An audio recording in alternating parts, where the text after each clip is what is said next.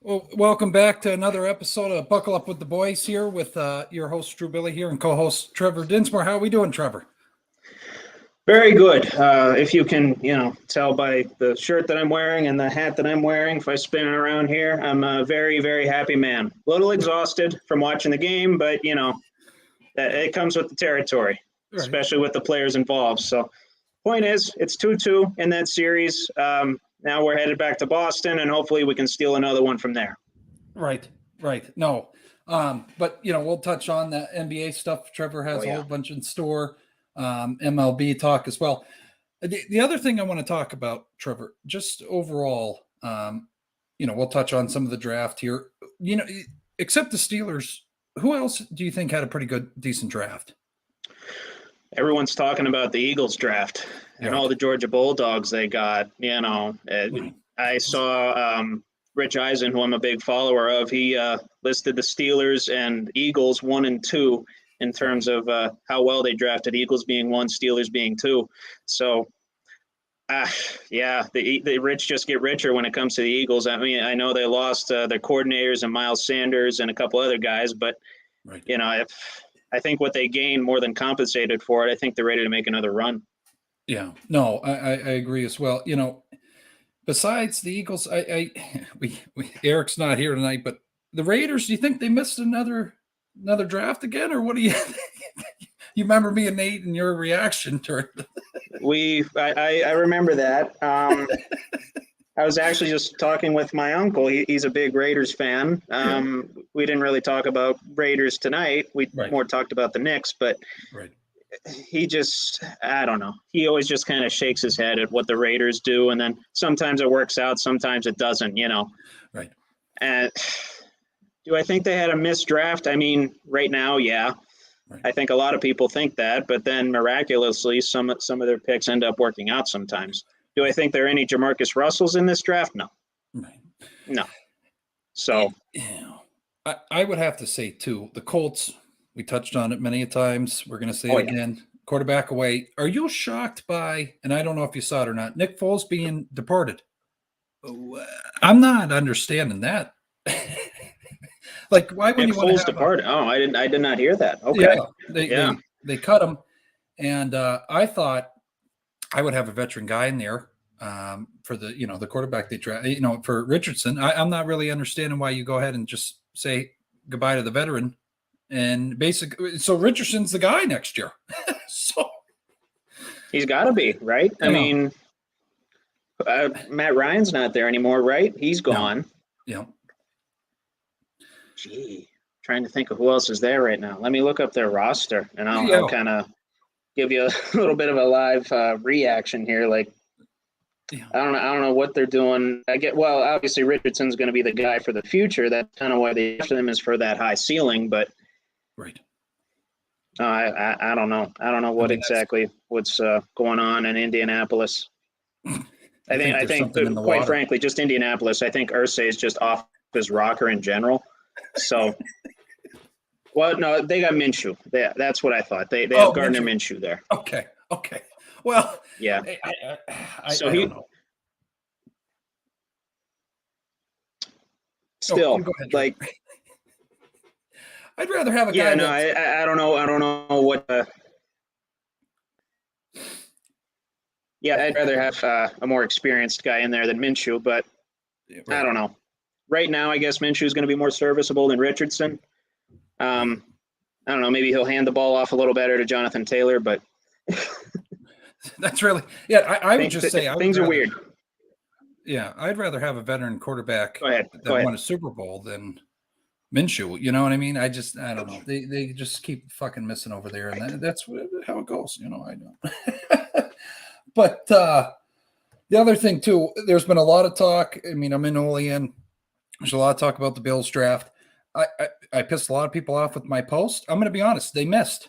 You don't need a tight. I don't know why their drafting order. I don't understand why you get a tight end. You should have got somebody, maybe a better running back, maybe a better wide receiver. You go for Dalton Kincaid. I don't know why you need another blocker for Josh Allen. You know what I mean? I mean, you're basically saying, here you go, Josh. You're going to run the whole offense again this year. You know what I mean? I mean, yeah, they need to protect the guy, but they also need to, get somebody for him to get the ball to. I mean, Right. of course, they got Diggs, they got Knox, they got Right. Gabe Davis, who, if I'm being honest, is more of a deep ball threat than anything.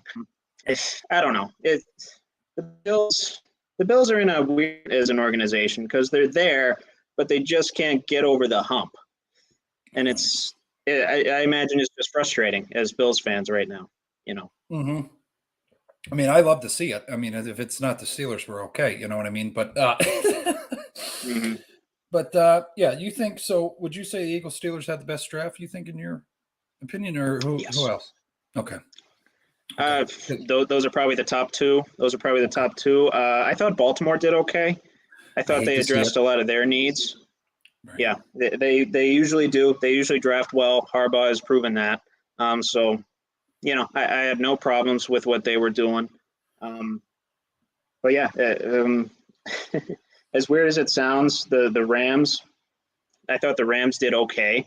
Right. Well, maybe not in terms of who they drafted, but in terms of like the draft capital they're going to have to acquire in the future. They're going to have to step things up a bit. They're going to enter in a rebuild phase here in a second. Stafford's probably going to be gone. Aaron Donald's probably going to retire. McVay might retire. Right. So they're going to be in a hard restart. And I think that started with them trading back and getting a lot of late round guys. Yeah, I think you're seeing, and no offense to any Rams fans out there. Well, actually, I don't really give a shit. I'm going to be honest with you, Trevor. I think they went all in, and it bit them in the ass in the long run. You want to have a super team, but I don't know. I just. Here's the thing, though, Drew. Would you trade 10 years of misery for a Super Bowl tomorrow? I would. They went all in. They got their championship. You're right. I guess if it means they win a championship, which they did, they gambled, they went all in, and they won. They did what they accomplished. Did they regress a lot sooner than people expected? Sure. Okay. But I will argue this all day long. I agree with you. Pittsburgh Pirates won a World Series tomorrow, and then they went on 20 more years of losing. That's fine. Guess what? Because I have that one moment. I have that moment in my lifetime of the elation of them winning a World Series. I'd take that in a heartbeat. I agree with you. When you put it that way, I get it. It's just going to be some growing pains here from here on out, though. I mean, McVay, I'm not going to take anything away. A lot of people give him shit. I think he's a hell of a coach. He's a player's coach. Yes. And I think he actually, I'm going to call it, I don't want to call out other NFL coaches, but I think he actually knows the game. Like he studies it, all in about it. He doesn't just rely on his offense assistants and all that, coordinators, defense coordinators. Mm-hmm. He's actually hands-on. You know what I mean? So I'll give him credit for that, Trevor. All right. Yes. No, for sure. He's probably the best mind in the game. Okay. I will argue that. I will die on that hill. I think he's the best mind in the game. His issue is, and you might have had this discussion with Nate, and I know I have several times, he can't turn his brain off. No. And so he's probably just mentally worn out all the time. Yes. And so, and that's most of the reason why he might retire. Yeah. It won't be, obviously he said he's coming back for this upcoming season, but after that, it's going to be a season-to-season thing with him. No, I agree with you.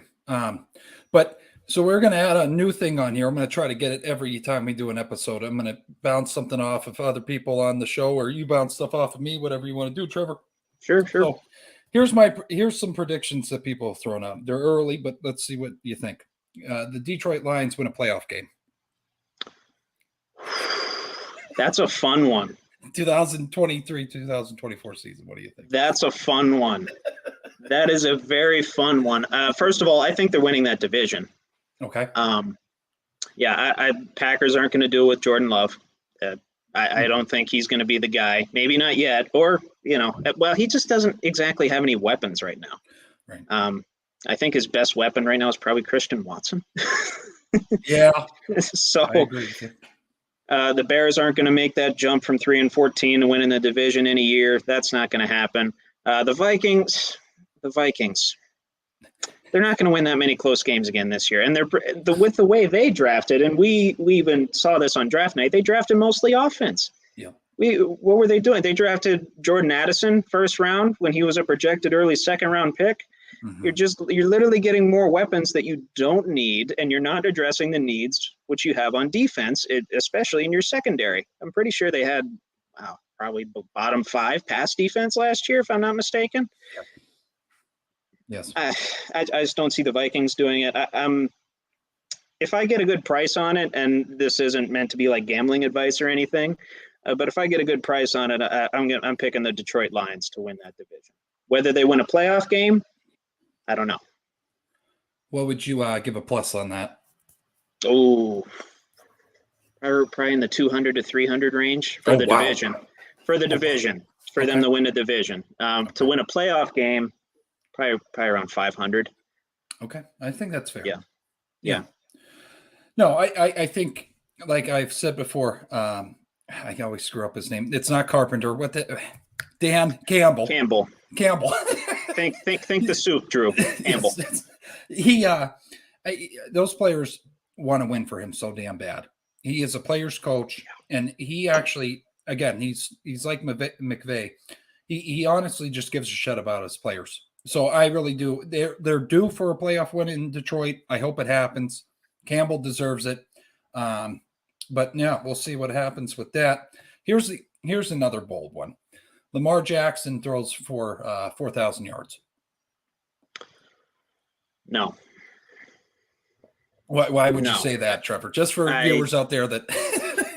No, it's just the way their offense is run. Okay. I mean, is OBJ going to make a difference? Absolutely. He's going to open more. He's going to open up the passing game a little more. That's for sure. Right. But two things concern me. The style of their offense, obviously, it's a run-centric offense, which is rare in the NFL nowadays. It's a very run-centric, option read type of offense. Right. That and the health of Mark Andrews, that got called into question last year. I think he missed about half the season. Mm-hmm. And so if he's not there as a safety valve for Lamar, he's probably not going to accumulate all those yards that they need to get to 4,000. Do I think the Ravens are still going to be successful? I would say so. I think they'll get around 9-10 wins. They'll contend for the division. It's going to be a jam-packed division again in the AFC North. Right. I think it's going to be for the next probably 5 years or so. But no, I don't see that happening. Okay. Below 4,000. Yeah, I don't even think this is. So we got the totals here. 2019 was his highest career in passing yards, 3,127 yards. I don't think we're going to get 900 more yards because of Odell Beckham Jr. coming into the league, or coming onto the team. I really don't see that happening, Trevor. That's bold. That's a bold 4,000 yards. Jesus Christ! I'd like to see what he had in his MVP season too. That's what I'm looking up right now. Okay. Lamar, yeah.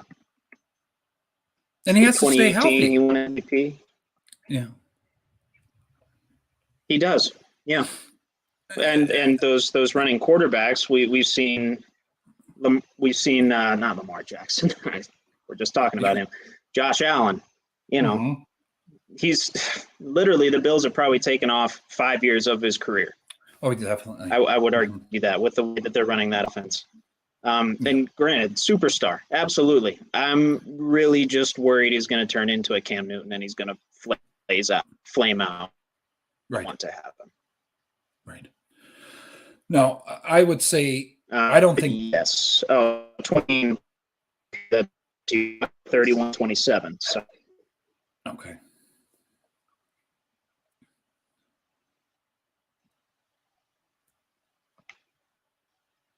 Okay.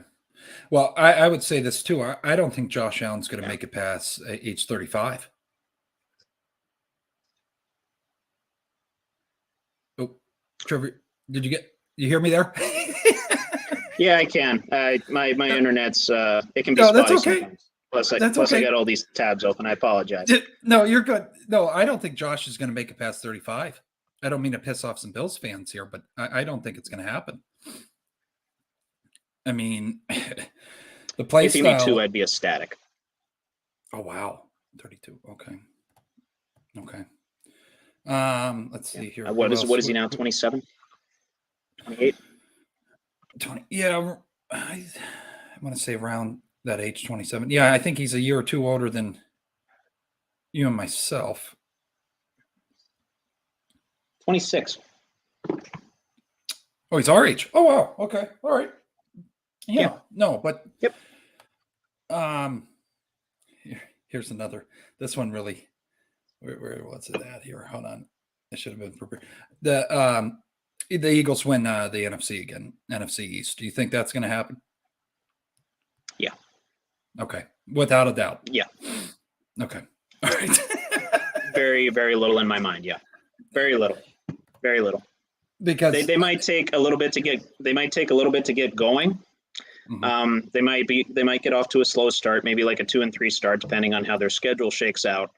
But I don't know. There's just more things up in the air with like the Cowboys or the Commanders or the Giants than there is with the Eagles. Like I said before, they lost some pieces, but what they got in the draft and what they'll acquire with their coordinators, whether I don't know if they hired anyone yet or if they're just promoting from within. Either way, I don't think they'll have any trouble winning that division and coming out of the NFC. Okay. No, I agree. I honestly think they're going to be in the Super Bowl again. And I think Jason Kelce goes out in the promised land. I really do. Mm-hmm. I think he retires after that. I mean, yeah, he's already told him one more year. The other one Justin Jefferson leads the NFL in receiving yards again. Ooh, I like that one. I do like that one too. Well, even with the Vikings acquiring the weapons that they did, right? I'm trying to think of who could contend with him because he just gets so much volume. It's not even funny. And I'm going to say something. It might piss. Yeah, Stephon Diggs, I think, could be a contender because last season I think we saw. Yeah. Hey, I'm not getting the ball enough. God damn it! You better throw it to me, or we're going to part ways here. I mean, I'm just going to throw it out there, Trevor. Mm-hmm. I think Stephon's going to be right with them or right behind him. Another guy I could see AJ Brown. If Hurts continues to develop his passing game, and we saw how he was threading the needle against the Steelers last year, yes. Mental scars. Yes. I think he could be a contender too. I believe he was 4th last year in receiving yards. He had just short of 1,500. So, yeah, no, I agree. I think he'll be up there too. Him, Diggs, Jefferson. Unfortunately, I don't think Adams will reach the pinnacle that he reached last year with Jimmy G there. Again, he'll be the primary target there, especially with the Raiders getting rid of Waller. But I think it'll be pretty similar to last year. Depending on the health of Tua, Tyreek Hill obviously is going to be in the running again, right. Which if they didn't count yak yards, he would be nowhere near it, but they do. So yeah, no. And I guess to go off, we're on receivers right now. Garrett Wilson has 1,500 receiving yards and 15 receiving touchdowns. With Rodgers being there, I think that could happen. Yes. Yeah. That's a big factor of it. Yes. Who's throwing to you? Right. Who's throwing to you? Yeah. Who else is in that Jets receiver room that could really take away from Garrett Wilson's production? I mean, I know they got some good tight ends. I think they still have Conklin, and I think they got Uzama. Yeah. And I know Rodgers uses his tight ends decently well, but he doesn't throw to them for the deep shots and the touchdowns. So I could definitely see that happening. The 15 touchdowns is a bit of a stretch. I don't know how many times the Jets are going to get in the red zone. They're just going to hand it to Breece Hall, and he's going to pound it in. 1,500 yards, I could see. 1,500 yards, 15 touchdowns, not so much. Okay. I agree with you.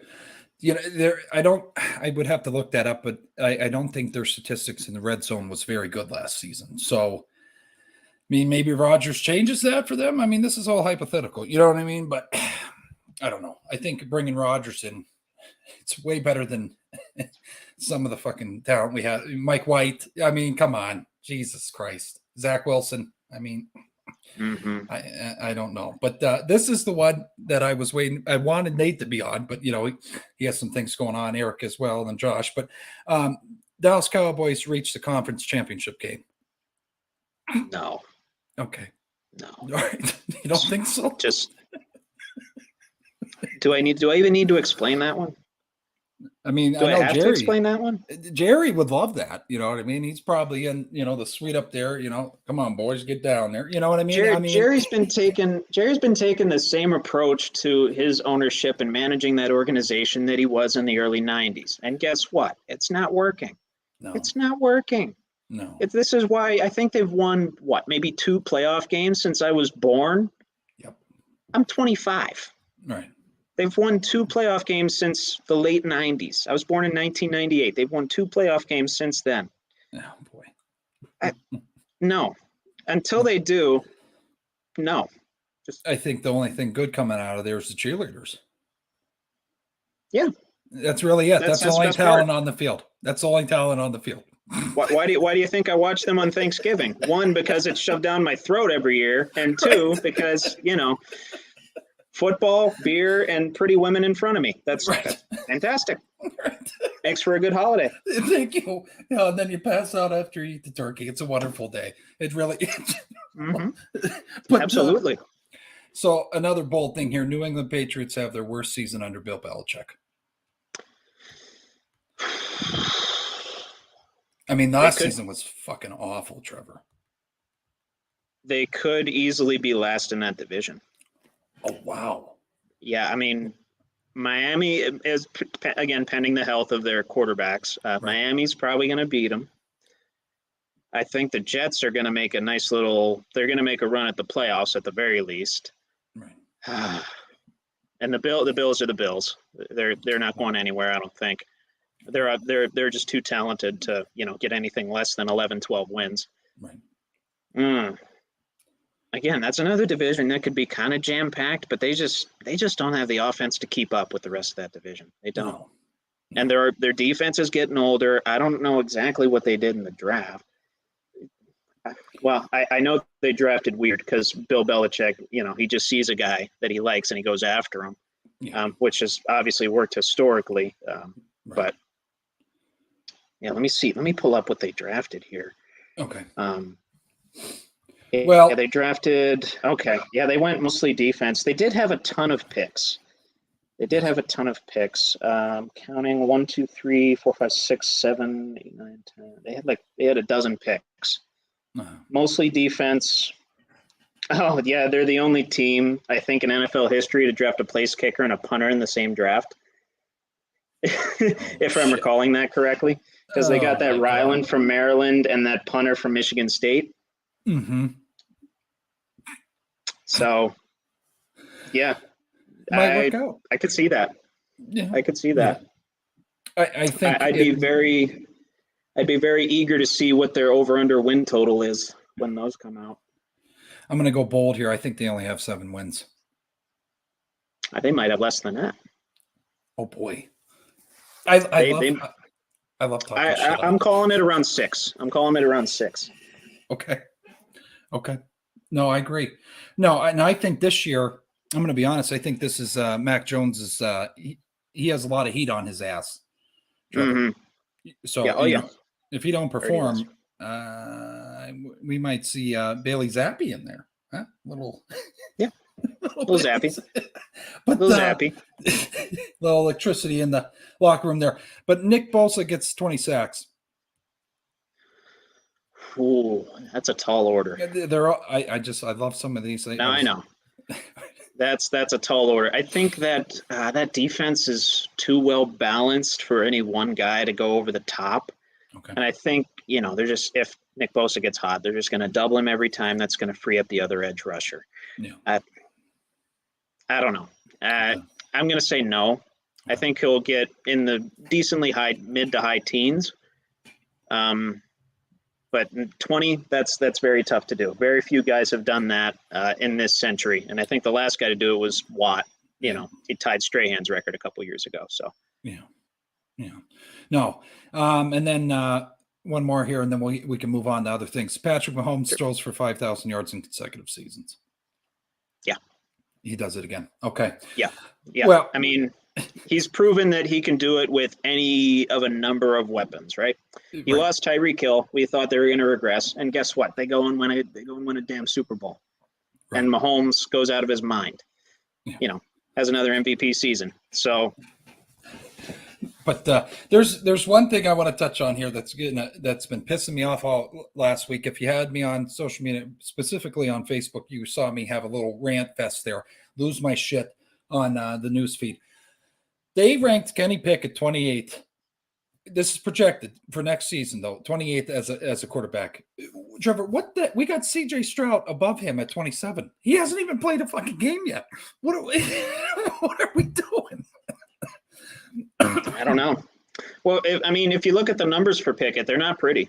No, they're not. But they're not pretty. I mean, that just has to do with the way our team is constructed right now and the way our offensive line was last year. Right. We weren't great. Did we stay healthy for 95 to 100% of the time? Yeah, we stayed healthy. That doesn't mean we were talented. Right. So, and we really, we weren't on offense. We weren't, other than Kenny Pickett, that George Pickens connection. Yeah.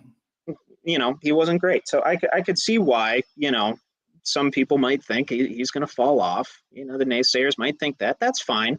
Right. That's fine. He has a lot to develop. He made some pretty errant throws last year. He's not as physically gifted as, say, a Josh Allen or a Patrick Mahomes. Right. But I've said this from the mountaintops. He is poised. Yes, he is. He is poised as hell. And he's not going to let a ranking like that get to him like it gets to us fans. Right. He's not going to let anything external distract him, right, whether it's on the field or off the field. He's extremely composed. Yeah. He slicks his hair back with that pomade, baby, and he's ready to kick some ass, Trevor. I love the guy. Mm-hmm. I do. I love him. And I think I'll tell you, and a lot of people, know this. It was very hard for me to watch them get their ass kicked by the Bills. It was very tough. But there was a positive that came out of that. And I said it, we go to a family friend's garage and we watch games on Sundays all the time. When that low hit happened on him and he got up and pushed that guy and he said, fuck you. That's when he got my respect. I ordered his jersey on Monday. Trevor. I said, this is my guy right here. Yeah. He's not going to take shit. And I love it. And he reminds me of Ben in that way. Ben didn't take no shit. You know what I mean? He's going to try his best.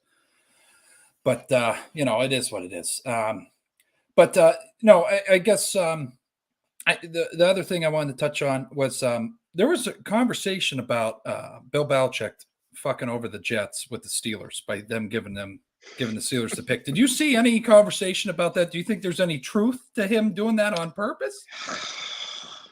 I don't know if there's any bad blood. It's fun to speculate on that stuff. Right. We know the bad blood is there. Right. I think it was just a move that made sense for the Patriots at the time. And it's the Steelers saying, hey, we're going to be aggressive. We're going to move up. We're going to get the guy that we want because we know that the team behind you is going to take him. Right. I think that just happened to be the Jets and it just happened to be the Patriots coming out of that spot. How much that stuff actually plays into decisions, we'll never know. Okay. It's fun to speculate. It's fun to debate. It's fun. It fills time on your TV shows, which is great. Right. But I'm not buying into that stuff. And yeah, did I sucker myself in and watch 15 minutes worth of just that being spouted? Absolutely. Fun to speculate. I don't think there's any truth to it. Okay. We can switch over here to NBA if you want to. I know I just took 29 minutes of your time. You're good. All right, but Trevor has more NBA conversation here. MLB is more equipped in that than I am. Talking your Sixers here. What? Yeah. I'll get right off the off here. Yeah, take over, buddy. Yeah. James Harden, once again, stepping up. He scored 42 tonight, and he sunk the game-winning three. Did he at times make me think my heart was going to pop out of my chest? Absolutely. But that's just the way James Harden plays basketball.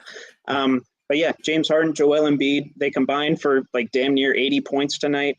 It was absolutely ridiculous. I thought, I won't touch on the refs too much, but I think there's some calls that could have gone our way. But like I said, either way, it's 2-2. It's 2-2. And the key is James Harden being, I hate to say it, Houston James Harden, because the way Boston, they're just so quick. The Celtics are so quick, and I hate it. I hate so much how good they are, how good every single one of their players is at defense, whether it's Brogdon, whether it's Smart or Tatum and Brown. Even Horford's good at defense, and he's like 36, 37 years old. It pisses me off how good he is. They are a phenomenal team. They're, I would say, probably one of the most complete teams left in these playoffs. But somehow my Sixers pulled it out. I'm very happy. Like I said, I'm elated. If Marcus Smart gets that shot off 1 second earlier, I'm probably quite the opposite. I might be, I might be in not too good a shape, but my Sixers, they're good. We're good. It's 2-2. I'm very happy with how they've handled things thus far, but now we got to go on the road against Boston and make it competitive again. Do we have to win? Of course, it'd be nice to be up 3-2, but to steal 2 from Boston in Boston, it's a tall task, especially with the team that we have. We don't have near the depth that they do. Obviously, we have the MVP. He finally got his MVP. Thank God. He deserves it. I mean, even last season he should have. But no, that's fine. Joker getting it, that's fine. He had the he had the all around stats, and I think his assist and rebound numbers kind of put him over the top, which is fine. I'm okay with that. But I thought it was pretty clear cut this year, and Embiid was going to win it. But yeah, we know who the key is now. If Harden performs well, Sixers win. If Harden doesn't perform well, we get smoked by 30. So it's going to be a fun series, and I'm probably going to have my blood pressure driven up a couple more times. But that's just Sixers basketball nowadays. Right. No, and I think you get it in Steelers too. But no, I watched some clips from that game, Trevor. I have to say, I did see flashes from old Harden a little bit with the Rockets, in tonight's game or today's game. And I think, he's finding his own. And I think Embiid they needed him to springboard them, to the win today. You know what I mean? So yes, I don't know, but I'll tell you, I watched a couple games of Boston. I mean, I try to watch as much as I can. I don't always watch the full game, but Boston's a scrappy ass team. They're scrappy, Trevor. I mean, they're never out of it. They're never out of it. If you're going to beat them, it's going to be like the Sixers beat them today. It's going to be airtight. It's going to be tough. They're like I said. I hate how good they are. I really do. I was so happy when Bruins lost. And then the Sixers beat the Celtics the night after, because anything Boston related to sports, I absolutely despise. And I've always despised how good the Celtics are, but I got to hand it to them. We were up by 15, 16 today, and they came back. They were scrappy as hell. Their defense was phenomenal. They completely shut us down in the fourth quarter. We were kind of forced to play ISO ball for the fourth quarter, and we had to, rely on our stars to make shots, Embiid and Harden. And thankfully they did, got us to overtime, and pretty much the same story. But yeah, if we get that stagnant, if we get that ISO ball, Houston Rockets style of basketball going again, we're toast. We're not going to beat them. Right. Plain and simple. No, I agree with you. You can't have stagnant offense. Yeah. But another thing I want to know, I'll let you keep going with it here. Bronny James going to USC. Are you shocked by that, Trevor? So it's a little strange. I mean, I guess there's the connection there with just LeBron being down there. It's kind of convenient for him to just go up the road and go to school. Yeah, I thought, very, very interesting move. USC's not usually a big basketball school. They don't usually recruit names of that caliber. No. But I don't know. I guess with them moving to the Big Ten too, maybe moving to a major conference, Right. I guess it makes some semblance of sense that Right. you know they would be able to sway that. And like I said, with the proximity to just where LeBron is right now, I guess he's not looking to move from LA. Can't say I blame him. They're No. doing pretty good right now too. Right. Right. Yeah. So that, yeah, little shocked. I thought he would go to more like a Duke or Kentucky or something like that, but I really thought he was going to go Ohio State.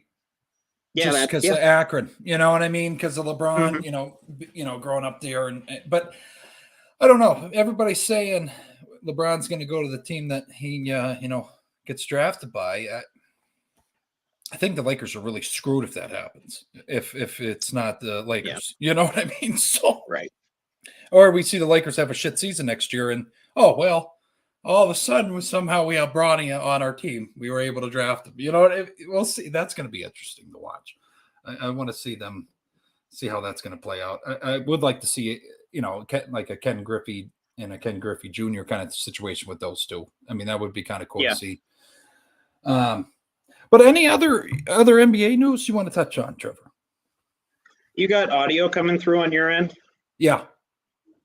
Okay. Yeah.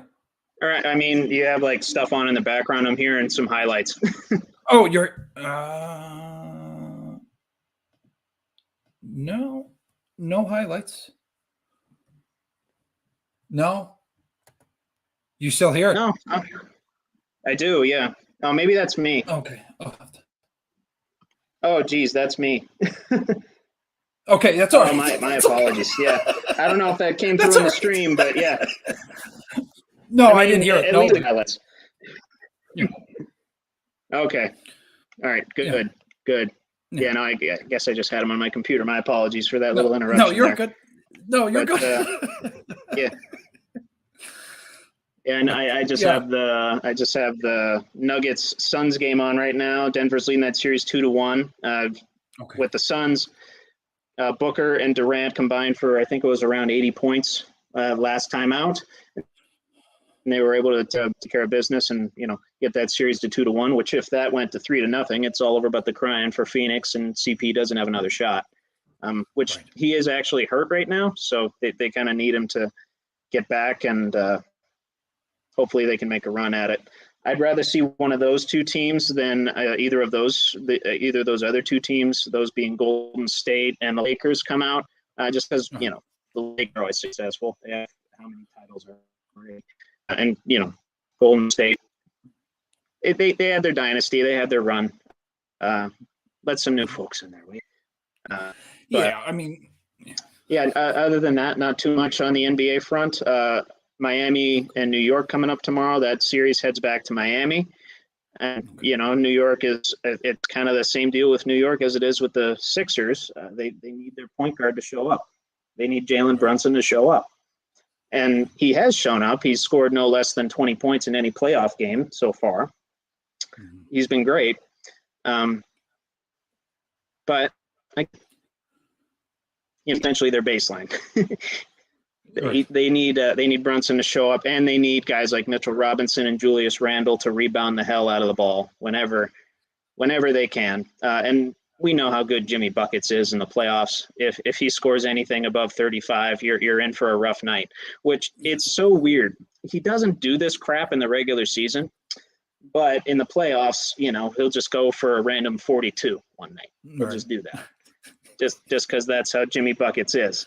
So if that happens, that series could go to 3-1. If not, if New York's able to shut him down and keep him under 110, I think New York has a good shot at taking that series to 2-2. Okay. LA Lakers, that series goes back to Los Angeles tomorrow night at 10 o'clock. My God. West Coast. I love watching the games, but like West Coast kills me. Yes. Yeah. LeBron, AD, they're officially listed as game time decisions, but they're likely going to play. I don't see any reason why they wouldn't play. They've kind of been playing through stuff as we've gone through these playoffs. Everyone's healthy for the Warriors. That series probably goes to 7. I could see the Warriors taking that one. Yeah, just because they're so evenly matched. But here's the thing too: the Warriors, they're not that great on the road. They're 11-30 on the road. They were in the regular season. Holy shit! And yeah, no, it wasn't good. And right now the spread is 3 to LA, and that's about right. That's about how close it's going to be with those two. Obviously the Warriors, they still got that great perimeter shooting game. They're decent on defense. They got some good role players now. And the Lakers are as top heavy as it gets, but they're still very, very good. And there's a reason they're in the spot that they're in right now. Okay. But yeah, no, that could be close. It's NBA basketball. It's the best time of year for it. NBA playoffs. It's when games are actually competitive. Teams actually play defense. Yes, and the stars shine brightest. You know what I mean? So it's fun. I'm having a lot of fun watching these playoffs, especially with some of the lower seeds coming out. Memphis, unfortunately, they lost. They lost out, and Milwaukee's out as well. Right. Just to touch on that too. I did see an interview with Giannis, and a reporter asked him if that season was a failure just because they didn't make it to the finals or whatever. And I love what he brought up. I really do. Jordan played how many seasons in the NBA? Mm-hmm. He didn't win the finals. I don't know, probably like 10 of those seasons, 10, 11 of those seasons. Well, I'm actually forgetting about the Wizards seasons too, so probably more than that. Yep. So those seasons are a failure too? No, they're not. They're not. He's got his ring. He's happy. He's one of the best of our generation. Oh, he lives up to the freak moniker, much more so than any other person that I can think of lives up to the nickname. He's unreal. And just to touch on that, if people aren't familiar, he is, because Shaq's probably one of the most notable NBA players. Everybody knows who Shaquille. He is like a skinnier Shaquille O'Neal that is he's faster, has more length on him, and his motor just fucking keeps on going, Trevor. I mean, the guy. Oh yeah. He's more lean. He's more versatile. He can defend pretty much all 5 positions just because of his length. Yeah. He's I don't know any other way to say it other than his nickname. He's a freak. Yeah. No, and I think, and I watched that, and I kind of thought back to even, Jordan, Kobe, love him to death, rest in peace. There was some really bad years for Kobe as well. Like it wasn't always the highlights.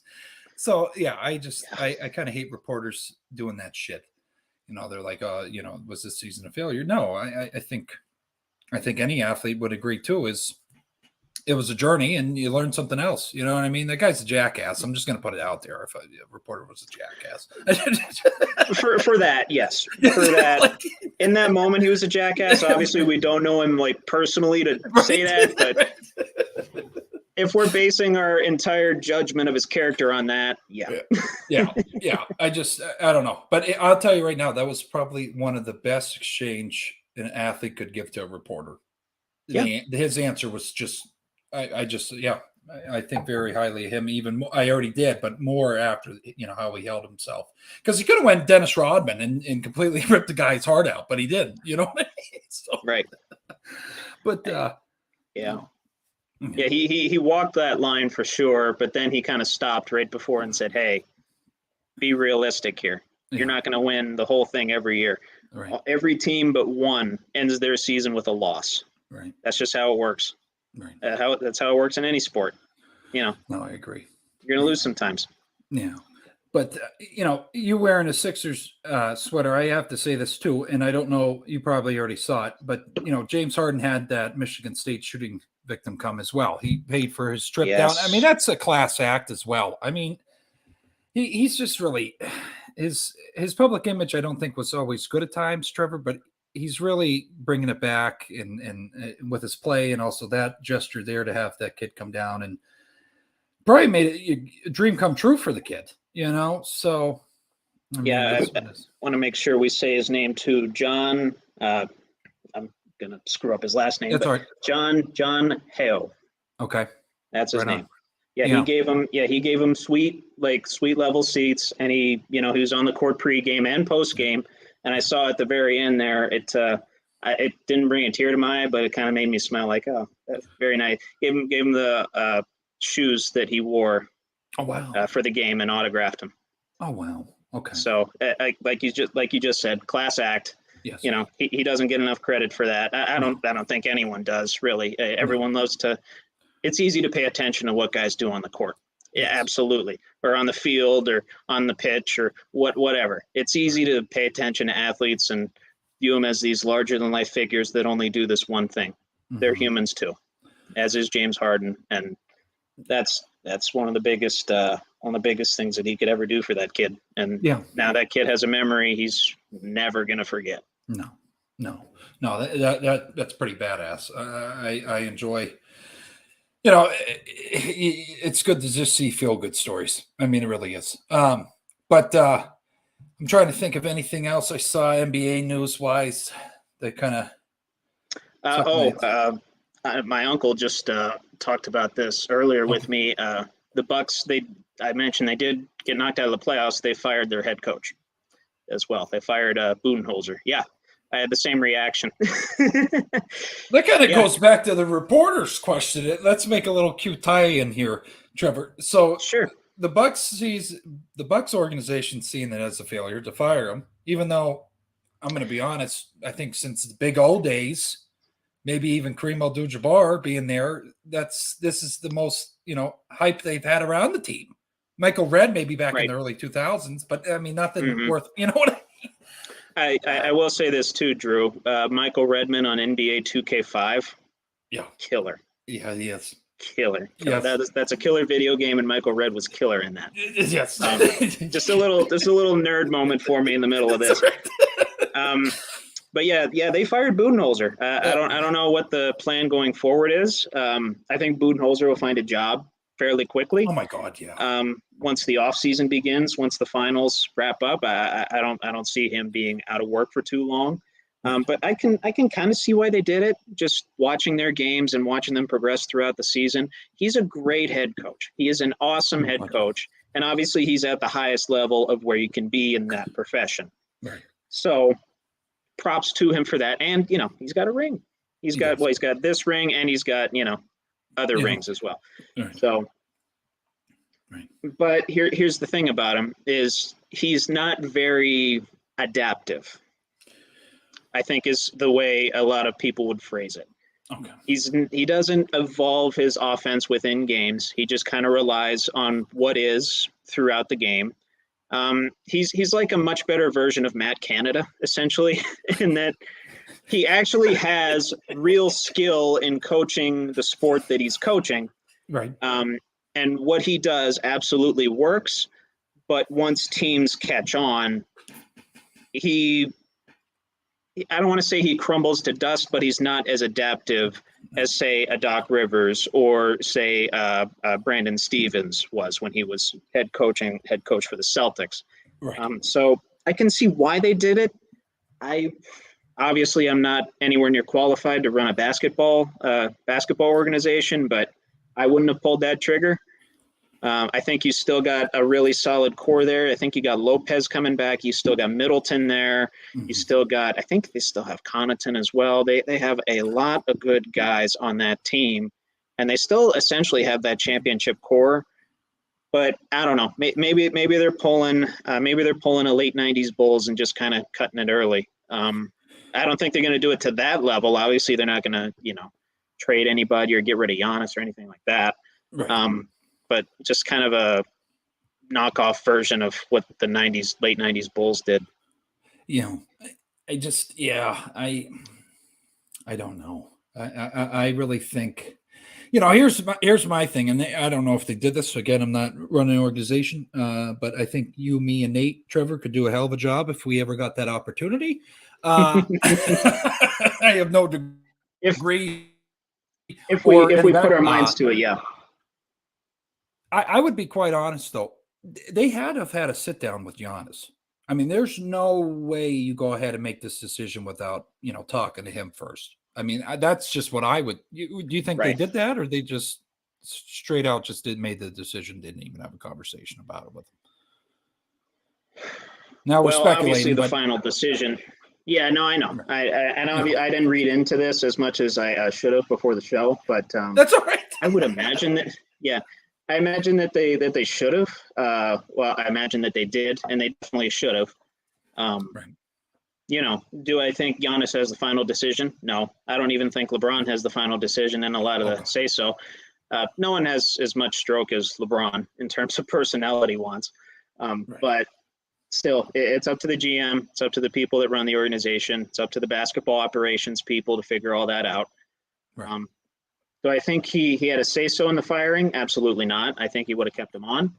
Right. But I do think, to allude to what you said, they at least talked to him. They had to have at least talked to him and say, hey, this is the route we're going to take. If you're on board, great. If not, well, it rests with us anyway. And they're obviously not going to get rid of him anytime soon. So no. Giannis, they're not going to get rid of Giannis. No. Jesus Christ, he's put Milwaukee basketball on the map, I think. Basically, all the ticket sales are, I hope he's probably not, but he should get half of those ticket sales, for God's sakes, Trevor. People are coming to watch him. They're not, no offense to Chris Middleton, but they're not coming to see Chris Middleton. They're coming to see Giannis Antetokounmpo. So, but other things here we haven't really touched on in MLB. Is there anything that's catching your eye in regards to that? I don't mean to put you on the spot, but I've been watching the Pirates. Kutch coming to town. That I don't know. I hate this, and I'm going to say it, and you might agree or might disagree, Trevor. They should have never fucking had him leave. They should have never, like they did the. Mike Tomlin always says it all the time, and Pat McAfee, shout out to Pat McAfee's show. He touched on it. Tomlin wanted to get him, but he's like, no, your price. I got to wait till you're old. You know what I mean? I think that's what the Pirates did with Kutch. They're like, we'll have you around. You're too much money now. You're too good. We'll send you off. Then we'll bring you back at, 34, 35. I just wish they would have kept them. You signed Brian Reynolds to that big deal. You could have fucking did that with Kutch. You know what I mean? They also signed Brian. They also signed Brian Hayes to that big deal, and look at how he's performing at the plate now. He's not doing great. Great glove. He's an amazing fielder, but he's had his slumps at the plate. Yeah. No one wanted Kutch to leave. God, no. No one wanted Kutch to leave. It was a business thing. It's exactly what you said. It was a business thing, and Bob Nutting at that point was essentially cutting costs. Right. And I believe this was pre the investigation into him for cutting salary and, that whole Marlins thing with Derek Jeter and all that. Mm-hmm. That was pre that. This is what kind of led up to that. So obviously hindsight's 2020. No, he never should have left. He was beloved by Pittsburgh, and we saw the reception when he came back opening day. Yeah. He had a minute long standing ovation. He probably deserved 30 minutes. He literally could have stood out there for 30 minutes, and he gave us a lot of good memories, man. That walk-off against St. Louis, I saw it was actually, I think, in his rookie or his second season, he had a walk-off single against the Reds, I think it was. I was at that game. I was in the left field box seats. That's another memory it's burned in there. But just countless things. His signature sliding catch in center field. Can't get enough of that. Yeah. He's an amazing person. He's an amazing human. Means the world to Pittsburgh. Yeah. Obviously he should have, never left. No. But business is business, and that's what the MLB is above everything else. Yeah. There's very little emotions involved in those kinds of decisions. Right. Probably for the better, but I just kind of hate, and I might be completely wrong, and I know I think a lot of people that have watched this podcast and are watching now know that I say some very outlandish shit, and I might go to its extent, but I'm going to be honest. He was lining his pockets. What was his name again? The owner of the Nutting. Yeah. Yeah. Jesus Christ. He was what? I think I don't want to misquote myself here, but 2.5 bill. It was his salary per year. You could have you spread that around. You don't need that 2.5 bill, Trevor. I don't know. I I mean, and when it goes down the line, I talked to my one buddy. He's big into collecting baseball cards and the MLB. He knows everything about it. He's like, you think the Pirates are kicking themselves for letting Garrett Cole go? I'm like, yeah, that's just another one on the list that we shouldn't have let walk away. AJ Burnett back in the day too. I mean, it's just, I don't know. It is what it is. I don't want to bash the Pirates organization, but Jesus Christ, I mean, we got to get it together down there. Yeah. No, we know how they are. Fans know how they are, right. and that's why attendance has been dwindling every year for the past, since their last playoff run in 2014. Right. Which that was hardly a playoff run. We lost that wild card game. But yeah. Anyway, but yeah, they've done well so far. Unfortunately, they're now on a 7-game losing streak. And they lost, I believe it was 10-1 today to the Blue Jays, and it wasn't good. It wasn't good. They in the previous 6 games they were outscored 34-8, make that 44-9. Over their last 7, it's just been a disaster. Kutch is hurt. The one starter that's actually doing well for us, Vince Velasquez, is hurt. He's on the 15-day IL. Kutch is out with a sprained ankle. And it's been a combination of things. Jose Oviedo in his last 2 starts has given up 7 and 6 earned runs, respectively. I believe one of those outings was to the Nationals of all teams, which that was the game after we had beaten them 16-1, if I'm remembering that correctly. I think yeah.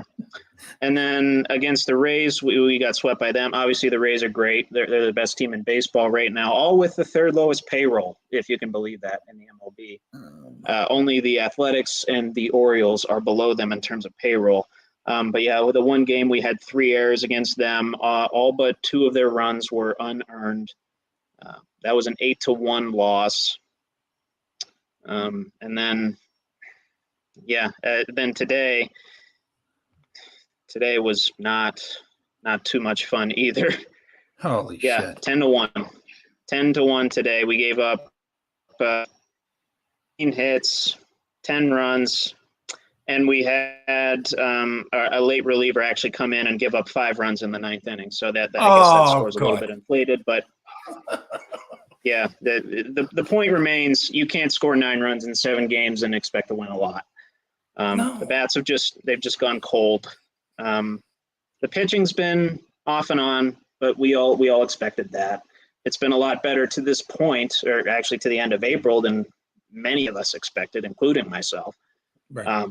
But I think we might be sinking back into reality here, and that we have a roster that can only hang for a month, and when we get into the dog days, we just crumble.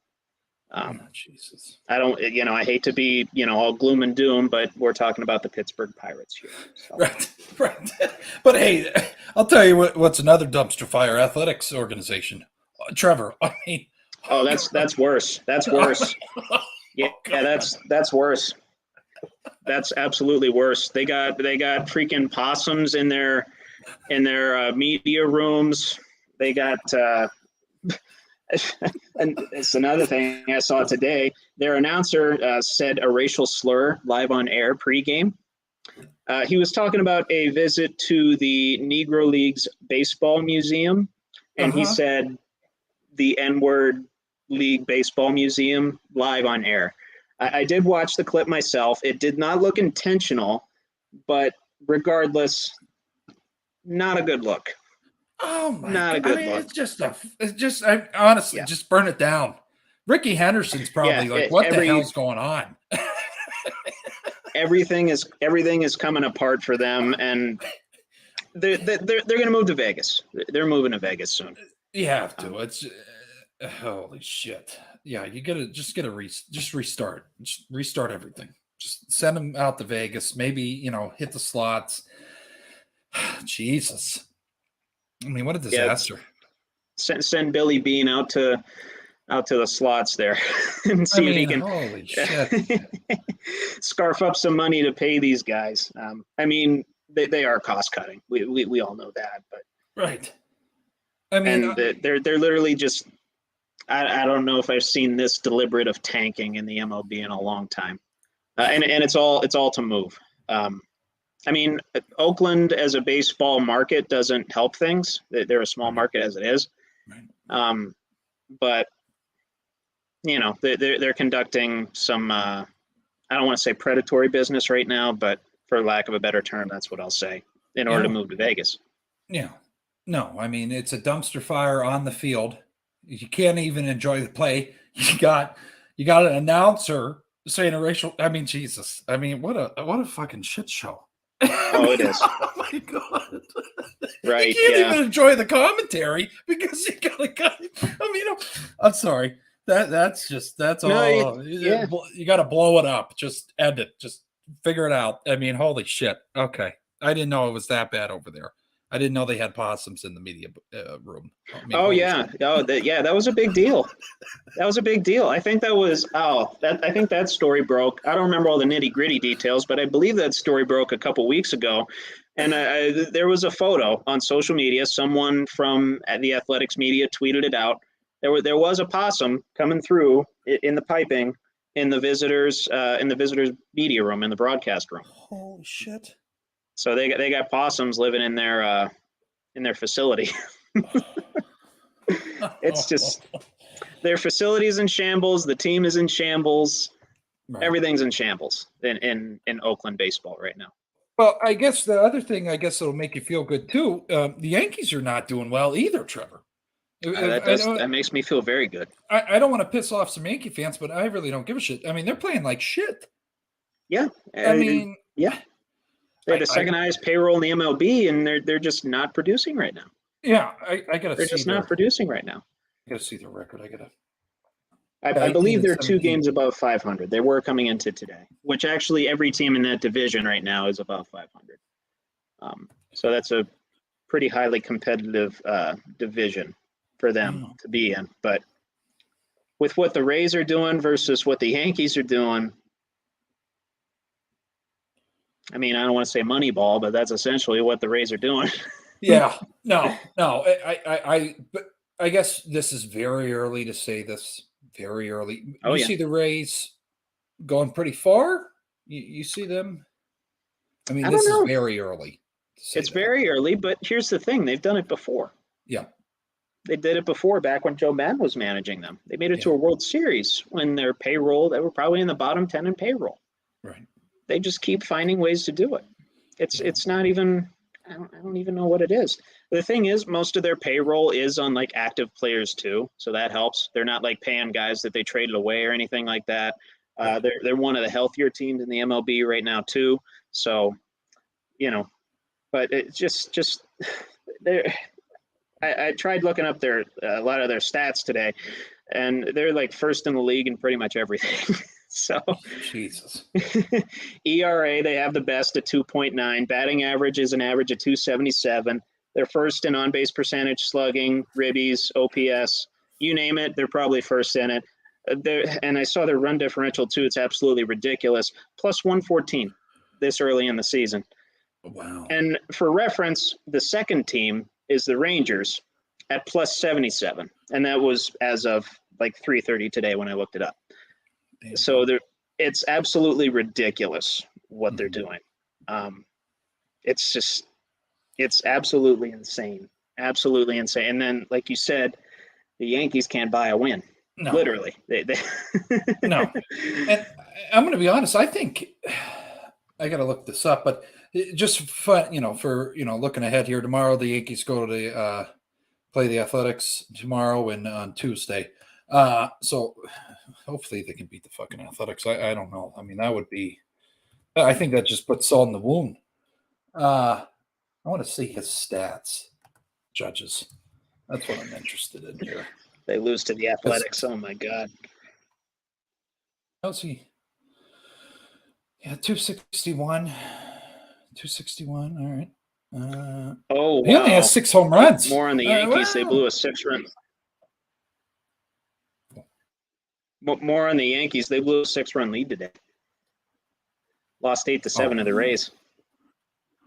So again, see, I saw they lost. I didn't know. I saw they lost. I didn't know they gave up a 6 freaking run lead. Jesus Christ! Wow. Yeah, it looks like Garrett Cole blew a 6-run lead for him. Oh, Rays beat him in 10 innings. Yeah. So there you go. More troubles for the Yankees, which is for the rest of the MLB. It's fine. Yeah. No, I think it's pretty concerning. I mean, Judge is 261 right now with 6 home runs. I don't know. I mean, that's he only has 6. He only has 6 home runs and 14 RBIs. I thought he had 2 in his first couple of games. Yeah, 2 home runs. I mean, he's just struggling. His strikeouts 35. That's what he does. I mean, him and Stanton both. That's kind of the poison with those guys. Even Rizzo, either they strike out or they hit a home run. And when they're not hitting home runs, they're striking out. Right. Yeah, no, get paid 40 million a year. I don't know. Jesus Christ. I don't know. But Trevor, anything else you want to throw into the pot here that we can talk about, or? Yeah, just real quick. Yeah. Wanted to give a quick kind of an in memoriam thing here. Vita Blue, a legendary pitcher for the Athletics. Yep. He passed away today. Oh, he was 73 years old. No cause of death was given. But yeah, this guy had a really, really decorated career. Spent 17 years in the league with the Athletics, the Giants, and the Royals. He's a member of the A's Hall of Fame and the Giants Wall of Fame. 6-time All-Star, 3-time World Series champion, and he won a Cy Young and an MVP in 1971 when he went 24-8 with a 1.82 ERA, 301 strikeouts, and 24 complete games. wow. I mean, people talk about Bob Gibson's 1.12 ERA 1968 season. This one was pretty good too. Yeah. Yeah, and he's just one of 11 pitchers to win the Cy Young and the MVP in the same year. So rest in peace, Vita Blue. Yeah. Thoughts and prayers to you and your family. Yeah. But yeah, I mean, I did look him up too. He did have some drug problems. He had issues with that throughout his life. But obviously I didn't want to, take that time to focus on that. Right. But yeah, again, this guy, quite the athlete. He was born in Louisiana, Mansfield, Louisiana, pitched for the baseball team, and he was actually a quarterback for their high school football team.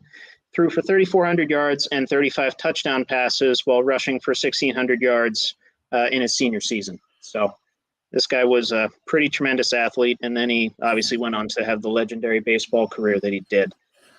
So just wanted to highlight that real quick. Yeah. No, he's just this is it just adds to it. I guess he was one of the most filthiest, and the way we communicate with friends now. I don't know if you game Trevor or not, but MLB the Show. Okay.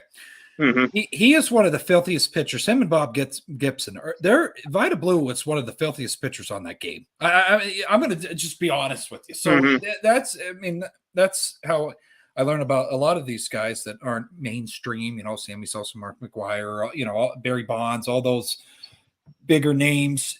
That's how I learn about these guys. And I looked them up, and I'm like, yeah, this fucking guy he could have won in the NFL or back then AFL. You know what I mean? Yeah, that's sad. That's terrible to hear that he passed away. No cause of death. None that was listed when I looked it up this afternoon. No. That's terrible. That's terrible. Yeah, he didn't. There wasn't really any health concerns listed other than the drug problems that he had. But God forbid it's related to that. But right. But his windup. His windup. If people want to look up some. Film on him, some highlights. His windup's pretty. It's hard. It was hard to time on the video game, but I mean that kind of had like a batters, in there. Oh yeah. He brought the leg all the way back, and yeah. I mean, Bob Gibson's too. Well, his follow through was just wicked. Yeah. He literally, there's a statue of him outside St. Louis where he's literally like on his tippy toe because that was his follow through. Yeah. It's amazing he didn't tear an ACL or anything like that throughout his life. But I mean, he was like on top of the batters. Didn't Bob Gibson? I don't want to take away from Vita Blue. I do not mean to do that. But Bob Gibson, didn't they have to move the mound back because of him? They moved it up. Or they moved it up. Okay, that's what it was something. Yeah. Or I can't remember if it was. I think they moved it down. Actually, now that I think about it. Okay. Yeah, because if you move it up, you have more leverage over the hitter. You can kind of get more power. So I think they moved it. I want to say they moved it down. Okay. Because of him. Yeah, I mean, he literally changed. I mean, it's like that's terrible though. And I know they shrunk the strike zone because of him too. Before it used to be up to the shoulders. I believe they moved it down to the chest. Yeah. By the time that he was done, so. Jesus Christ. Yeah. No, that's sad news to hear. Shout out to the Blue family, and rest in peace, Fight of Blue. That's terrible. I did not know that happened today. Yeah. But any things you want to touch on, Trevor? Yeah, I mean, just one other thing, and I was hoping we'd kind of have some of the other guys on to discuss this, but that's okay too. Yeah. The rule changes with major leagues right now. The pitch clock and the, all that kind of stuff right now. And I did learn kind of a new one today. I'll get into this little tidbit before I get into the rest of my little spiel here. Okay. And I actually learned this via TikTok. The things you learn on TikTok, I've learned more like home hacks from TikTok than anything else. But, anyway, in order to get like a standing ovation, like a player comes back, to a place that he was at for a long time. Happened with Kutch, happened with Teoscar Hernandez, who returned to Toronto not too long ago, Cody Bellinger for the Cubs. In order to get a standing ovation, team, and I think it's the home team, has to submit an official request to the MLB and get it approved 24 hours in advance. Otherwise, they get a pitch clock violation. And it's a strike to the batter. So all that paperwork just to avoid a strike. Yeah, no, I know. And they kind of outlined in the video, Teoscar Hernandez, when he's on the M's now, the Mariners, when he went to Toronto, he didn't get a violation because the Blue Jays submitted the request and had the proper paperwork and everything else.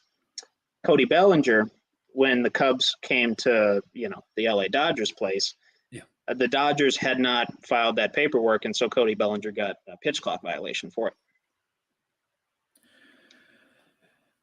I'm guessing that has to do with the timing of the game and also commercials. That's kind of that literally just has to do with the pitch clock. I believe you get 30 seconds, and the batter has to be staring at the pitcher by 8. And so that didn't happen with Cody Bellinger. I mean, that didn't happen with any of these standing ovations, obviously. Right. But you can basically get like a little extension of time if you file that request in advance. Which, interesting. That sounds like a Manfred thing. see, Josh did. We're looking back 3 weeks. We did touch on it kind of towards the end, like the same area we are now in the episode. Sure. He touched on it, and it was about the pitch clock, and then there was something I can't remember what else they did. Shit. So is there something new rule change with stealing now or something? Trevor was. Yes. It was the pickoff moves. Yes. Pitcher is allowed no more than 2 pickoff moves to a guy on one base, and as a result of that, stolen bases are up, success rates up with that. It's making the game a little more exciting. And the other big thing was banning shifts, which, that one I don't necessarily agree with. I think it should be more on the hitters to like adjust and not pull the ball, but Manfred and the boys stepped in and said, "Hey, we're going to ban shifts." And now you can't shift anymore. You got to have 2 infielders on the dirt on each side of the base. So like one guy can't be back in the, how they would do it for lefties where they put 3 infielders on the right side. They put the second baseman like in the shallow outfield. Can't do that anymore. Who'll be, and we'll try to get him on for next episode because I want to hear his point of view on Cole Peterson. I'd love to see what he thinks about the shift in there. I want to, so I'll reach out to him. It just basically gave him a shout out. No one knows that, knows Cole Peterson. He actually, from Johnsburg, PA there, went to Bonaventure here and, got drafted by the Detroit Tigers. Shortstop. I'd love to hear what he thinks about that, Trevor. That would be a good conversation right there. Yeah, we'll have to set that up. I didn't know it's ships were interesting. banned. I mean, it's making the game more viewable. Oh yeah. I mean, it's making the game more exciting.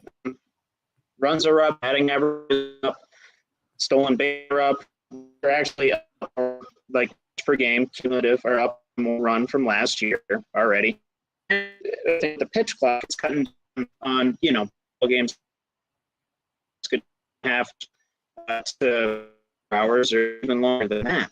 So, and I think the average game right now is like 2 hours.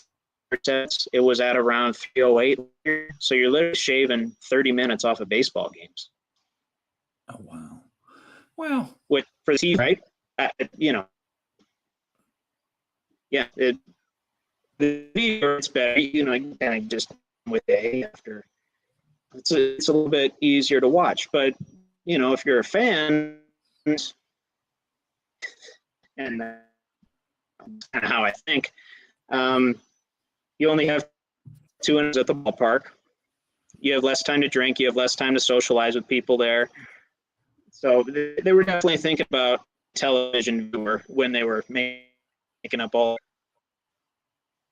It is what it is. We've kind of had some issues. We had some issues in spring training where a pitch clock violation decided a game. Thankfully, that issue yet in the regular season. Could we? Absolutely. But I think the possibility is low, given that all the players are just kind of adapted to it at this point. They just kind of figured out how to play with it.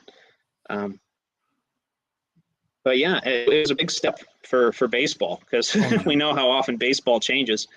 Yeah. I mean, sometimes I equate not to rustle a few feathers here, but baseball is like the Catholic Church when it comes to changing. So they don't do it very often. Whereas, whereas the NFL, you got new rules every single year that you have to adapt to. It was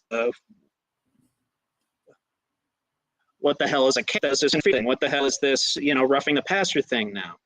Right. Constantly figuring that out. Baseball, there's a whole lot to figure out. So, yeah, a lot of these rules they're kind of artificially affecting the game for sure. But I think overall it's for the better. It's better for television viewership. I know I honestly can have a baseball game on in the background and I can just kind of enjoy it whenever. Right. Just because it's only 2.5 hours long. It's about as long as a football game now, so it's not a big deal, and the action just goes a lot faster. Right. I know that was very long-winded, but yeah.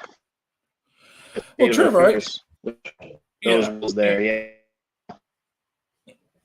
Yeah, no, I definitely want to say though, I think as I want to maybe give some condolences to the managers of the concession stands. Okay, nacho prices are down now, beer prices are we're not getting as much sales in these departments because all of a sudden now the games are cut down an hour or half hour. That's some money that's being lost. I mean, I'm not going to lie. I could go for a Nacho Grande any day of the week, but you better get there earlier. The game might be over and you'll be stuck in the parking lot. So I guess you got to. Right. But I'm just fucking around. I'm just having fun with it. I know. Yeah. Be punctual, Drew. Be punctual. No, I think honestly, I think it's more appealing to even maybe fans that went away from the game and now they're coming back to watch. They're like, oh, I don't have to dedicate my whole day here. Now to watching a game, I can actually sit down, 2.5 hours, 3 hours, whatever it is. And it's not turning into a 4-hour game somehow. You know what I mean? Yeah. so I mean, even for Pirates fans, we've only had one game go over 3 hours this year. Oh, wow. That was opening day. Oh, wow. That was opening day on the road against the Reds. So we can't even use the excuse that the Kutch ovation, took us over the 3-hour mark. Right. We've only had one game over 3. I had to do a double take when I saw that. I'm like, really? That's that's amazing. Yeah. I mean, I don't know if the game today went over, but right.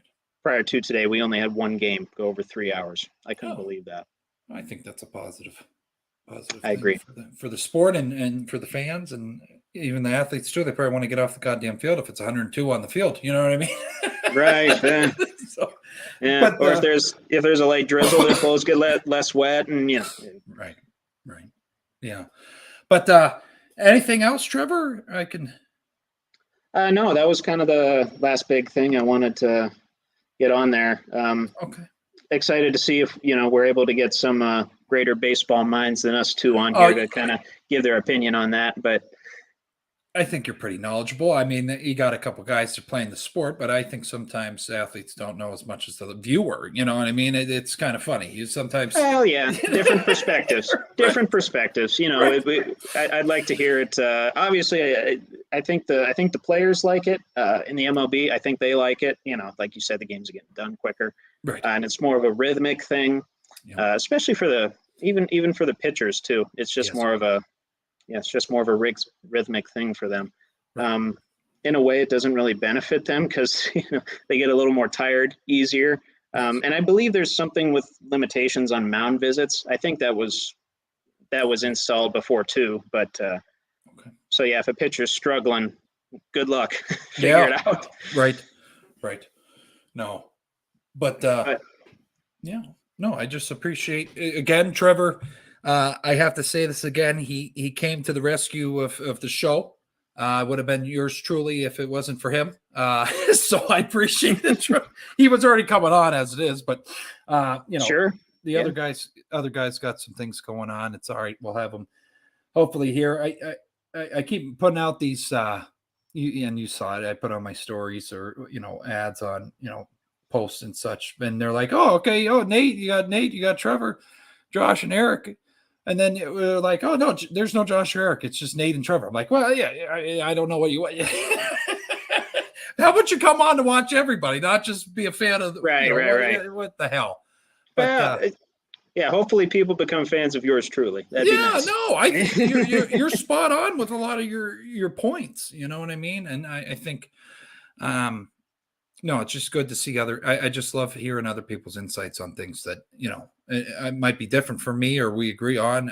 But I appreciate everybody's opinion. You know what I mean? Sports, that's the beauty of sports. And, if you're watching to this point, I think sports watching or you're an athlete or whatever, I think it's just such a beautiful thing how it brings everybody together, to talk or bullshit about or give analysis on. I mean, we're not licensed, we don't work for ESPN, we don't work for NFL Network, but I sometimes I think we know what the hell's going on more than them, but that's just how it is.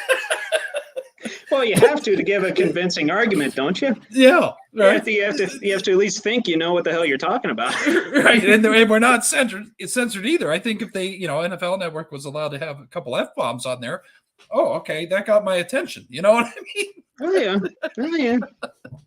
But no, I Trevor, I appreciate it as always. I'll sign us off here, and sure. Yeah, expect another live episode coming out here in the next week, folks. We'll try to get everybody's schedules wrapped up, and hopefully we can have a full 5 person thing going here. But Trevor, I appreciate it as always, brother. I really do. So another episode of Buckle Up with the Boys here with Trevor Dinsmore and yours truly, Drew Billy. We appreciate you guys as always. All gas, no breaks. Have a good day. Have a good night. And God bless. Thank you. Thanks, guys.